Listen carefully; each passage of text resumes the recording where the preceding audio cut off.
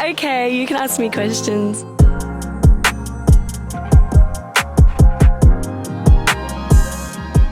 What's up, guys? I'm Phoebe Nicholson, founder of Rooting4You, and this is Jeff. I've nearly died in this hammock. I have an emotional attachment to it. This episode, I'm handing over the mic to Jeff as we reconnect, share stories, and this time he decides to ask me some questions. All right, join me in my hammock. So you have taken me out here to the North Tropics of Queensland. It's a beautiful beach. Set up this camera and this hammock and this mic. Setting the scene. Setting the scene. What are you setting the scene for? What are we doing out here?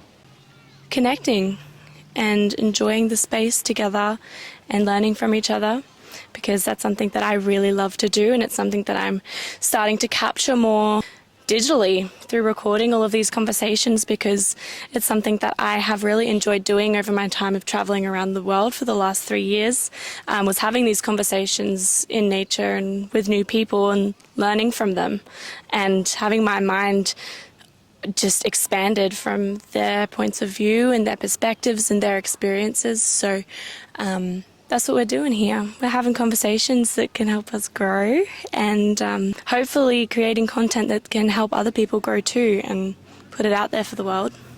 It's a beautiful mission.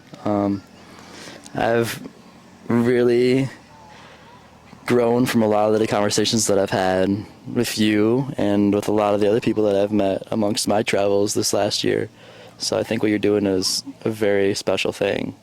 You need to chase that for sure. What are some goals that you've got for this new year? Well, I think New Year's resolutions is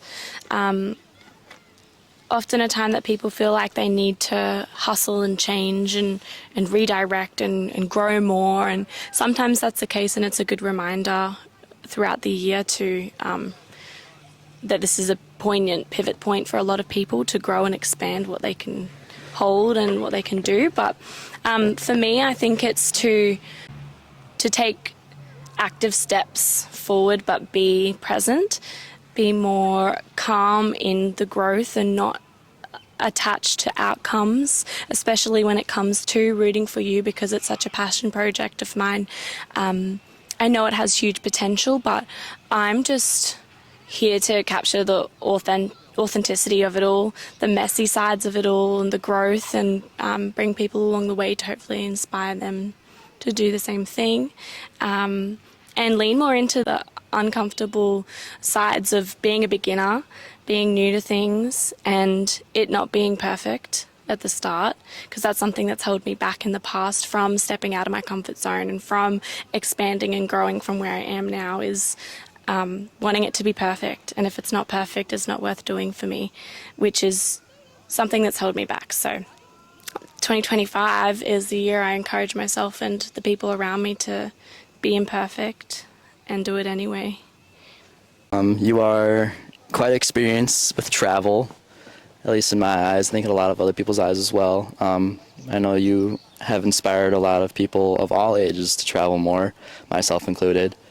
You mentioned it not being perfect at the start. Do you think it ever gets perfect? I think it's subjective, the idea of being perfect. I think the more you take step towards the things that you enjoy and the things you want to do, the better you get at them. And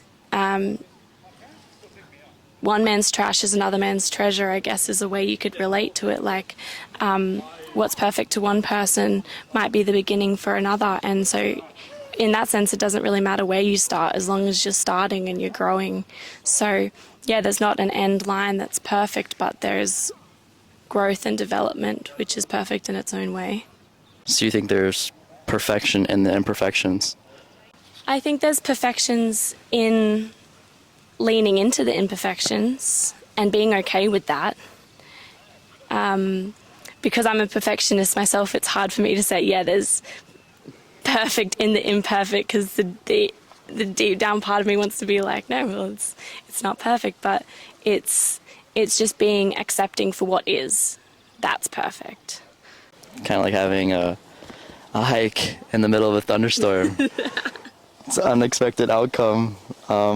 something that could have been... Tell the story. Oh, well, so finding... Tell it to the camera. Finding perfection in the imperfections is like going for a hike on a nice Saturday morning, thinking it's going to be simple 2 hours up to a lake, and turning into an hour into the hike, thunderstorming in the middle of the mountains of Slovenia, and you almost getting hypothermia and freezing to death in the mountains, but making it back. Fun. We had a blast. It was the most beautiful view I'd ever seen in my life, and I connected with you on a different level that we hadn't connected on yet throughout that hike, and we both kind of figured out how to lean into what some might call a shit situation, but I mean, I think it was one of the best situations of my entire life. It was very imperfect, but one of the most perfect, beautiful outcomes that I've ever gone through. I think that's also where a lot of my main memories or core memories have been made, is when it's been a shit show, when things haven't gone perfectly, when it's either weather or it's flights or it's just sticky situations you get in. They're actually the stories you tell. The saying, do it for the plot, has got me in some situations sometimes, but in the end, they've always been the rogue stories that I tell and the moments that have made me grow the most through all of the travels. Have fun in the imperfect moments. Find the little gems in the shitstorm, I guess. Yeah, we've talked this whole time about how you're building this beautiful community. You might have mentioned the name once or twice, but what is the community that you're building right now? So I'm building Rooting4You collective, which the name comes from a big realization that I had when I've always been someone who's been a visionary and dreamed of building different things and businesses and had all these aspirations. And I had a mentor of mine remind me that before I can build Rooting4You, the collective, I have to root for me first. So I have to really back myself and have confidence in myself to be able to step out of my comfort zone and grow and build all of the things that I desire.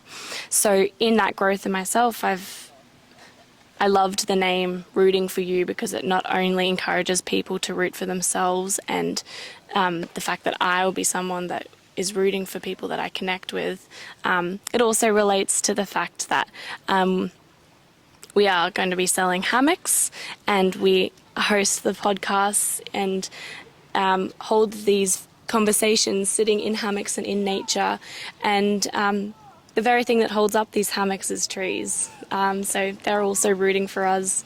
We're connecting in nature, we're connecting with people, and we're connecting through stories. That's Rooting4You. I guess everything in the world is rooting for you if you let it, if you lean into letting things hold you and letting people help you and letting experiences initiate growth. They're all holding you in some way. They're all rooting for you in some way.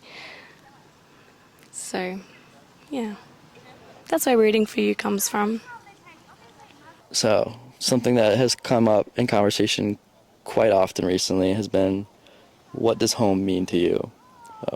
Give us a little bit of an insight on what home means to you, Miss Different Country every month of the year and so on and so forth, and constantly moving about. Let's hear it. So I love asking people what home means to them because of how transient I have been. For basically my whole life, I've travelled around a lot.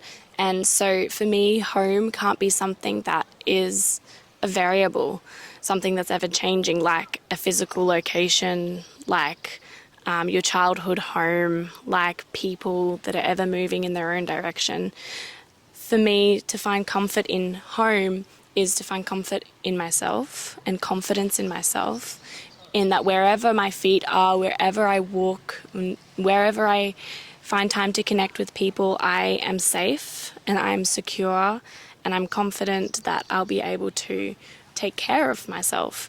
So I guess that sense of home is more of an inner feeling of confidence and trusting and knowing who I am and that I will be forever growing, and that's okay. So no matter what situations I'm in and where I travel in the world, to find this sense of physical home I'm able to always come back to myself and feel safe and feel secure. And that's my sense of home, because it's never going to change. I'm always going to be with me. Is there a time in your travels that you have felt the strongest sense of home? And what were things that made that feeling come to you? What comes to mind initially is moments when I was with people that made me feel so much love and confidence in myself. And so that makes me tie home also to the connections that I make with people, because they have a way of making me feel confident in myself. If I'm surrounding myself with the right people and with the right people that support me in my growth, that's when I feel at home, because I feel myself. I feel like I can be truly who I am. I can be that wacky wild woman doing handstands in every corner and no one's going to judge me. And so those moments have been in Canada, they've been in Alaska, they've been in Costa Rica, and they've been with people that are also their authentic self and can support me and hold me in being my authentic person, because that's when I feel the most confident. And they're also people that have experienced crazy things in their life. They have done a lot of work on themselves to get to that level of authenticity that is inspiring to other people, and can hold spaces for people to feel comfortable and confident in themselves, because it's not something that we're born with. Unfortunately, people get conditioned to feel like they need to fit inside this little box and they can't be the authentic person that they are. So for a lot of people, it takes some work to be able to realize you're safe in doing that, and often that is easier when you're surrounded by people that can facilitate that and those conversations and make you feel safe in that uncomfortable moment. Community is everything. It takes a village. This world is large and it's scary and it's unknown, especially when you're young. So having people that you could look to, that you could depend on, that can love you when you don't love yourself, is huge. So huge. This year I have built my community to something that I never would have imagined it to get to.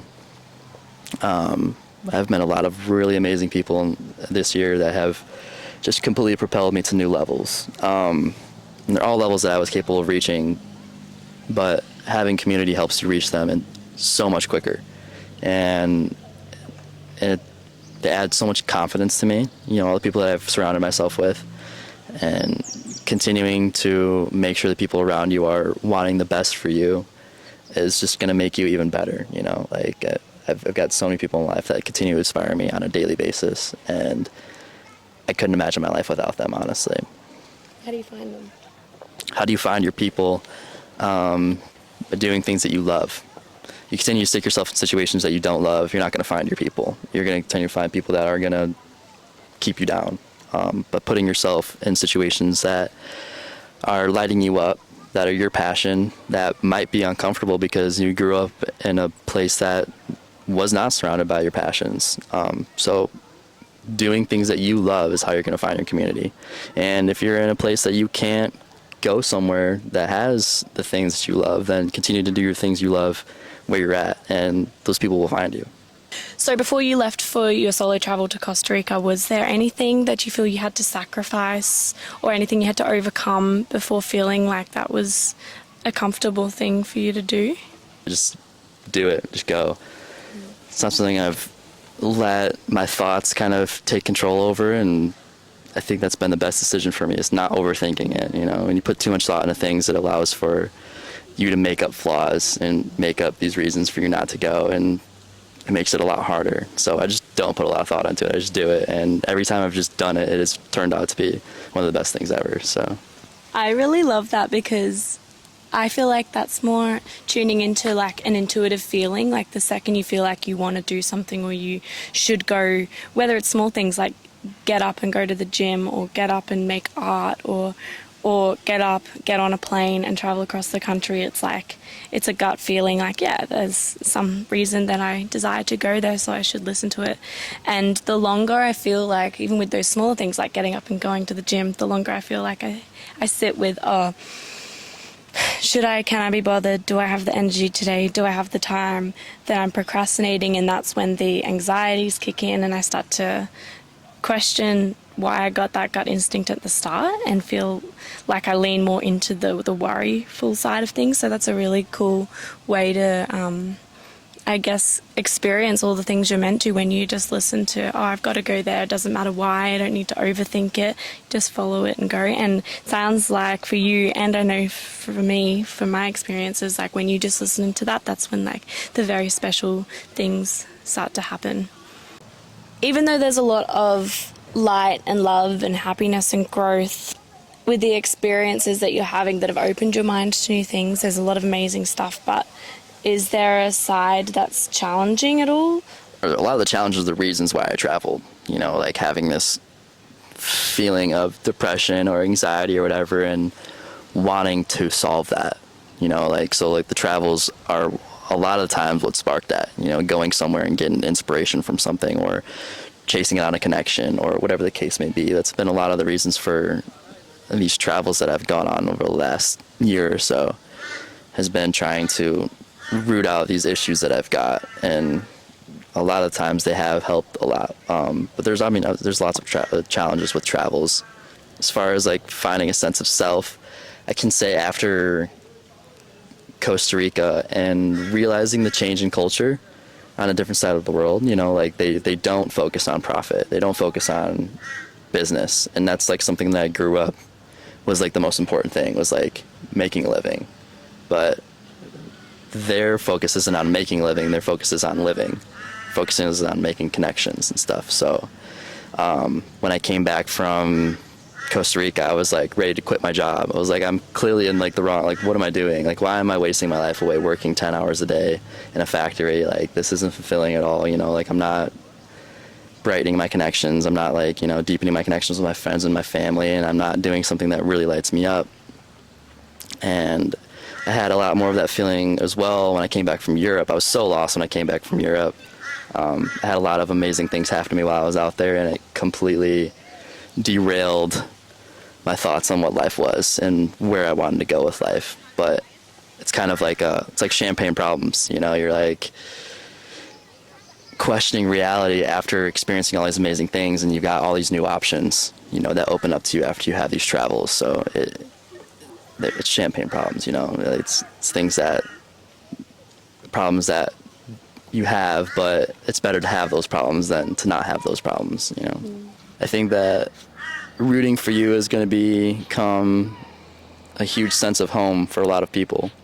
I know traveling around with you, just like knowing you and watching you do as you do and spread your magic as you do, you've given me a sense of confidence and allowed me to feel a lot safer and loved and confident in myself wherever I may be in the world after learning these things from you. So I think you bringing this platform to people and sharing your perspective on life and home and so on and so forth is going to be incredibly inspiring for a lot of people, and your voice is going to be one of home for a lot of people in the near future. No. Good for you, girlfriend. Keep it up. Oh, I hope so. I hope that if this inspires one person to get out of their comfort zone and feel like they can be more authentically themselves in this wild world, then I have achieved my goal of starting this little platform and sharing these conversations, because they've inspired me. So I know that there's other people out there searching for this inspiration too. But not only that, the people that I'm talking to have voices worth hearing. They have incredible stories, because one way or another we've all stepped out of our comfort zone in some way to experience what we've experienced around the world. So I want to share that feeling and encourage other people to do that. So hopefully we get out of it. It's a good goal. I think you're going to achieve it. I think you're going to crush it and go way past what you think it's going to. Yeehaw! Yeehaw! We're rooting for you, baby. And we're going to go for a swim because it's freaking hot. Hot, dude. Freaking hot, dude. I'm Phoebe Nicholson. This is Rooting for You. Thanks for coming to hang with us. That fucking guy. I'm just wondering if you could spare a moment to answer some questions about your concept of home. Oh, yes, of course. Yes.